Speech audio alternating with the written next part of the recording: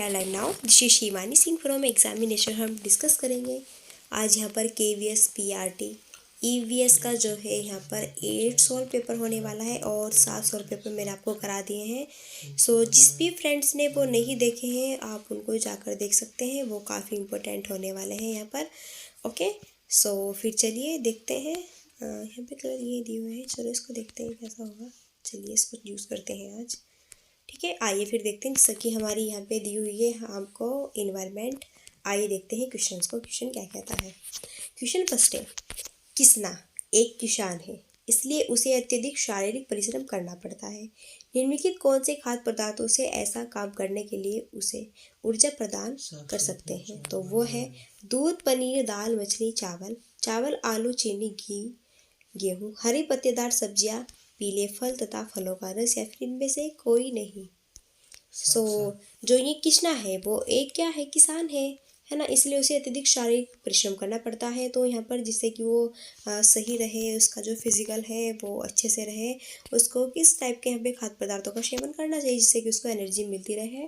इस क्वेश्चन का जो करेक्ट आंसर होगा वो है यहाँ पर होगा चावल, आलू, चीनी, घी और गेहूँ।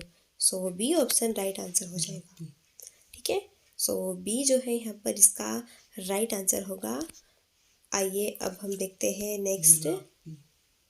और नेक्स्ट क्वेश्चन कहता है कि श्री कृष्णकांत शर्मा एक कार्यरत वकील है। वे दफ्तर तथा घर दोनों में ही अपने कमरे में रहकर काम करते हैं। उनके पास सैर करने या फिर व्यायाम करने का कोई भी समय नहीं है। उन्हें निम्नलिखित में से कौन सा रोग हो सकता है होने की आशंका है। मलेरिया, मधुमेह, पीलिया, बेरी। सो यहाँ पे जो है मधुमेह हो सकता है उनको। ठीक है, यानी कि वो जो है यहाँ पे एक वकील है, दफ्तर में बैठे रहते हैं और कमरे में रहकर काम करते हैं। उनके पास इतना वक्त नहीं है कि वो जो है यहाँ पे एक्सरसाइज वगैरह कर सके। तो कौन सी बीमारी होने की इनको आशंका है वो है मधुमेह रोग। ठीक है, आइए अब नेक्स्ट हम देखते हैं। रूबीना स्कूल से आमतौर पर अनुपस्थित रहती है। ऐसे में उसके अध्यापक को क्या करना चाहिए। उसे डांटना चाहिए, सज़ा देनी चाहिए, स्कूल से कुछ दिनों के लिए निकाल देना चाहिए, या फिर उसे जो है उसके पेरेंट्स से मिलना चाहिए। सो यहाँ पे 4 ऑप्शन इसका राइट आंसर होगा।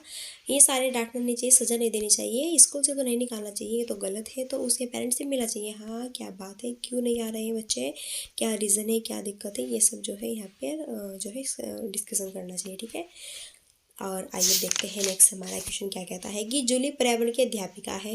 वह श्यामपट्ट पर लिख रही है। उन्हें कक्षा में किन किन बातों का ध्यान देना होगा। प्रभावकारी रूप से कक्षा पर उनका नियंत्रण बना रहे ताकि बच्चे अनुशासित रहे, या फिर लेखनी स्वच्छ और सुंदर हो जिसे बच्चे पढ़ सके, या फिर वैज्ञानिक तथा ज्ञान की दृष्टि से सही हो, या फिर उपरोक्त सभी। सो हाँ बच्चा यहाँ पे 4 ऑप्शन डी राइट होगा। ठीक है, सो ये जो है सारी बातों का ध्यान रखना होता है टीचर्स को। अब नेक्स्ट सतत और व्यापक मूल्यांकन से क्या लाभ है ना। अध्यापकों को प्रभावकारी कार्यनीति आयोजित करने में हेल्प करता है। बच्चों को परीक्षा के भय से मुक्ति दिलाता है। अध्यापकों को मन मर्जी करने की छूट देता है, या फिर उपरोक्त सभी। इस क्वेश्चन का राइट आंसर यहाँ पे होगा फर्स्ट कि अध्यापकों को प्रभावकारी कार्यनीति आयोजित करने में हेल्प करता है। ठीक है, सो फर्स्ट जो ऑप्शन है ये करेक्ट होगा। और इसी के साथ में अब जो है यहाँ पर हमारा नेक्स्ट क्वेश्चन आता है, और नेक्स्ट है कि विद्यार्थी अपनी शक्तियों और कमजोरियों का पता लगाकर उनका निदान कर सकता है अगर मूल्यांकन ब्लैंक हो। साल में सिर्फ 2 बार, सतत और व्यापक, अनियमित, उपरोक्त में से कोई नहीं। तो फ्रेंड्स इस क्वेश्चन का जो है राइट आंसर बताना है क्या होने वाला है। इस क्वेश्चन का जो करेक्ट आंसर होगा वो हो जाएगा यहाँ पर सतत और व्यापक। ठीक है, सो बी ऑप्शन राइट आंसर होगा। इनकी इसके माध्यम से आप जो है अपनी जो भी यहाँ पे आपके डाउट्स है उसको क्लियर कर सकते हैं। नेक्स्ट है, मूल्यांकन करते समय अध्यापक को निम्नलिखित में से क्या नहीं करना चाहिए। सूचना निरंतर एकत्रित करना, सतत एवं व्यापक मानदंड करना, बच्चों को मंद, कमजोर, बुद्धिमान वर्गों में विभाजित करना, बच्चों द्वारा किए गए काम का मूल्यांकन करना। तो मूल्यांकन करते समय अध्यापक को इनमें से क्या नहीं करना चाहिए। सो बिल्कुल यहाँ पर जो है क्या नहीं करना चाहिए, तो बच्चों को मंद, कमजोर, बुद्धिमान वर्गों में विभाजित नहीं करना चाहिए। ठीक है, सबको समावेशी रूप से एजुकेशन प्रोवाइड कराइए। नेक्स्ट है विद्यालय में पाठ्य पुस्तकों की आवश्यकता है क्योंकि वे विषय का क्रमबद्ध अध्ययन करने में सहायक होती है। शिक्षकों के अपर्याप्त ज्ञान की परख होती है उनको, या फिर कह सकते हैं कि शिक्षण कार्य को सुसंगठित धारा प्रवाह बनाने में सहायक होती है। फिर इनमें से सभी जो है करेक्ट है। सो इस क्वेश्चन का जो राइट आंसर होगा वो हो जाएगा यहाँ पे 4 ऑप्शन, यानी कि ये भी राइट है, ये भी राइट है, और यहाँ पे देखें तो ये भी राइट है। सो यहाँ पे डी ऑप्शन राइट होगा आपका। अब नेक्स्ट है पर्यावरण पढ़ाते समय प्रयोग में लाए जाने वाले चित्र, मानचित्र, ग्राफ, मॉडल, नमूना, प्रत्यक्ष वस्तु आदि ये जो है क्या है? श्यामपढ़, श्रव्य दृश्य सामग्री, प्रदर्शनात्मक सामग्री, उपयुक्त सभी। तो पर्यावरण ईवीएस की क्लासेस पढ़ा रहे हैं, इसमें जो है चित्र भी है, मानचित्र भी है, ग्राफ भी है, मॉडल भी है, नमूना भी, प्रत्यक्ष। तो ये सारे जो है यहाँ पर इंक्लूड होकर किसके अकॉर्डिंग आ जाएंगे? ये है प्रदर्शनात्मक सामग्री। सी ऑप्शन राइट आंसर होगा। ठीक है, यानी कि चित्र, मानचित्र, ग्राफ, मॉडल, नमूना ये सब प्रदर्शन है, दिखाने की चीज़ है, यानी कि दृश्य श्रव्य नहीं है, तो दिखाने की चीज़ें सारी, है ना। अब जो है नेक्स्ट है यहाँ पर विद्यालय में दिया गया गृह कार्य ऐसा होना चाहिए जिसकी परिकल्पना कक्षा में की जा चुकी हो, इसके बाद छात्रों को अन्य गतिविधियों के लिए समय मिले, या फिर जिसको छात्र स्वयं कर सके तथा अपनी सोच एवं परिकल्पना का प्रयोग कर सके, या फिर उपयुक्त सभी। सो इस क्वेश्चन का जो राइट आंसर है वो होगा डी ऑप्शन, है ना। कैसे?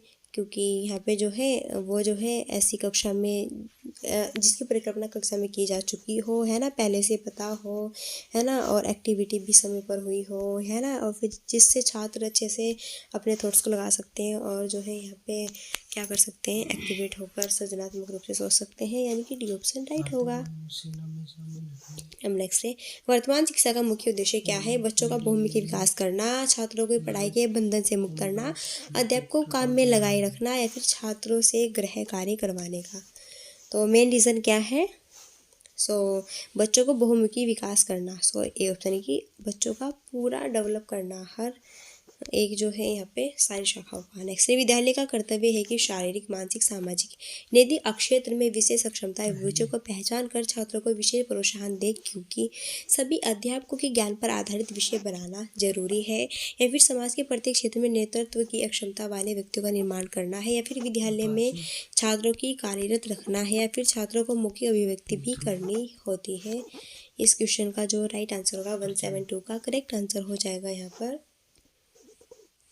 बी ऑप्शन, यानी कि समाज के प्रत्येक क्षेत्र में नेतृत्व की अक्षमता वाले व्यक्तियों का निर्माण करना है। Second option is the right answer हो जाएगा।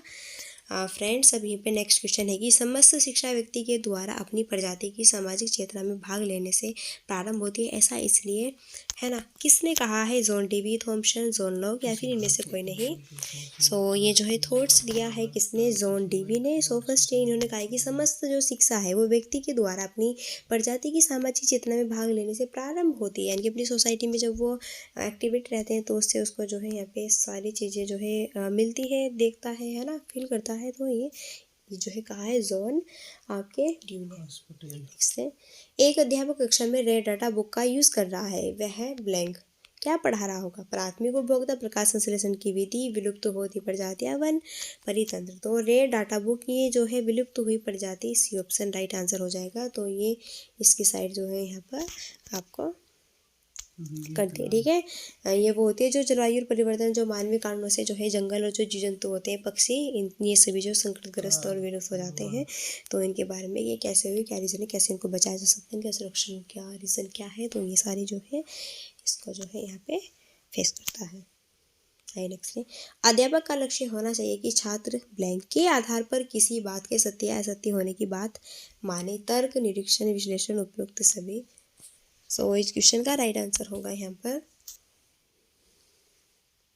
इसका राइट आंसर होगा ये सारे ही, तर्क, निरीक्षण, विश्लेषण। ओके, डी ऑप्शन राइट होगा।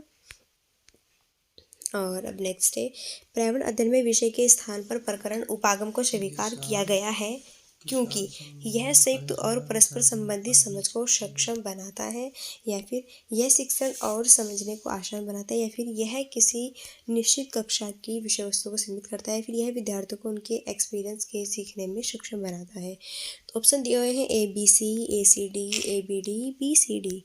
तो यहाँ पे जो है 176 का जो राइट आंसर होगा वो हो जाएगा आपका ए, बी और डी। अब देखो सी क्यों नहीं, क्योंकि यह किसी निश्चित कक्षा की विषय वस्तु को सीमित नहीं रखता है, इसका अच्छे से डेवलप करता है ये, ठीक है, पूर्ण विकास करता है, तो ये यहाँ पे होगा।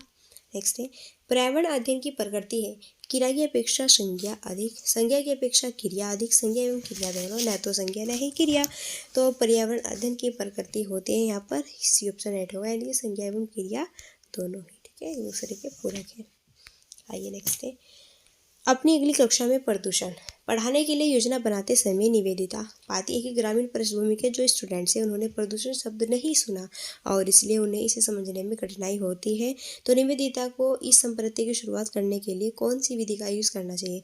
इन्होंने बताया कि वो जो यहाँ पर है अपने कक्षा में प्रदूषण के बारे में चर्चा कर रही है, लेकिन जो ग्रामीण से जो स्टूडेंट्स है वो प्रदूषण का वर्ड नहीं जानते, उन्होंने फर्स्ट टाइम सुना, तो वो कैसे उसको फेस कराएगी बच्चों को।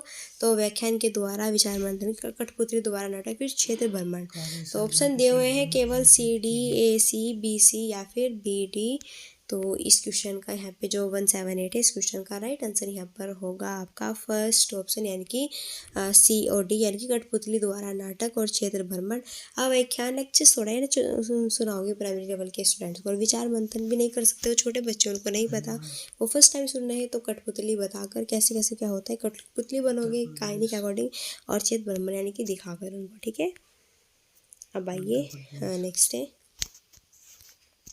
नेक्स्ट क्वेश्चन है कि परिवार एवं मित्र प्रकरण के पूर्ण होने पर चेतन विद्यार्थियों का इकाई परीक्षण लेने का निर्णय लेता है, और इनमें से जो है कौन सा कथन इस परीक्षण का सर्वाधिक उपयुक्त उद्देश्य है। तो बताना है विद्यार्थियों की प्रगति का आकलन करना है, फिर विद्यार्थियों के जो अधिगम आकलन है उनको विद्यार्थियों की कठिनाइयों का निदान करना, दूर करना, या फिर अभिभावकों को विद्यार्थियों की प्रगति के बारे में बताना, फिर विद्यार्थियों को उत्तीर्ण तथा अनुत्तीर्ण घोषित करना। सो ऑप्शन दिए हुए हैं A, B, D, A, B, C, B, C, D, A, C, D. इसमें करेक्ट चूज करना है, यह है परिवार एवं मित्र के बारे में, है ना, तो सही जो यहाँ पे कथन होगा इसका राइट आंसर हो जाएगा आपका सेकंड ऑप्शन, यानी कि अभी देखते हैं, यानी कि ए, बी और सी, तो डी। छात्रों को जो है उत्तीर्ण और अनुत्तीर्ण, तो ये गलत है, ये नहीं है, ठीक है, केवल ये नहीं होगा, तो बी ऑप्शन राइट है, इसमें ए, बी और डी, सी हो जाएंगे, ठीक है। नेक्स्ट है विलियम एक शिक्षिका अपनी कक्षा के लिए पक्षी अवलोकन क्लब की स्थापना करना चाहता है, उसे इस क्लब का नेता किसे बनाना चाहिए। तो कक्षा में जो सर्वाधिक अंक प्राप्त करने के विद्यार्थी हो, या फिर कक्षा के जो सबसे शरारती बच्चे हो, या फिर छोटे समूह बनाकर उन्हें नेता चुनने के लिए कहे, या फिर वह स्वयं अपने आप को नेता घोषित करे। इस क्वेश्चन का राइट आंसर होगा सी ऑप्शन, है ना, वो जो है यहाँ पर छोटे छोटे समूह बनाए और देखे किसकी ओर ज़्यादा है, कैसे बच्चे किस बच्चे को जो है यहाँ पर अपना नेता चुनना चाहते हैं। सो करेक्ट आंसर सी होगा। ओके, और ये थे अब आपके यहाँ पर ईवीएस का ईवीएस का मॉडल पेपर, और ये 8 नंबर का था। ये आपको कैसा लगा, आई होप कि अच्छा लगा होगा। अब आप यहाँ पर देख सकते हैं ये है KVS PRT EVS की पार्ट 6 सॉल्व पेपर है, ज़बरदस्त तरीके से क्लासेस भी है, नोट्स भी है, PDF भी, सारी चीज़ें देख सकते हैं। और टेलीग्राम को खोलना, टेलीग्राम पर जाकर स्टडी विद शिवानी के नाम से सर्च कीजिएगा, उसको ज्वाइन करना, वहाँ पर आपको all PDF, all notes, all classes मिल जाएगी, ठीक है। सो फिर ये थी आपकी यहाँ पे वीडियोस। अब मिलते हैं EVS के नेक्स्ट 9 सॉल्व पेपर को लेकर। सो फिर चलिए मिलते हैं इसी वीडियो के साथ में, नेक्स्ट वीडियो में आते हैं। तब तक के लिए सो थैंक्स फॉर वॉचिंग की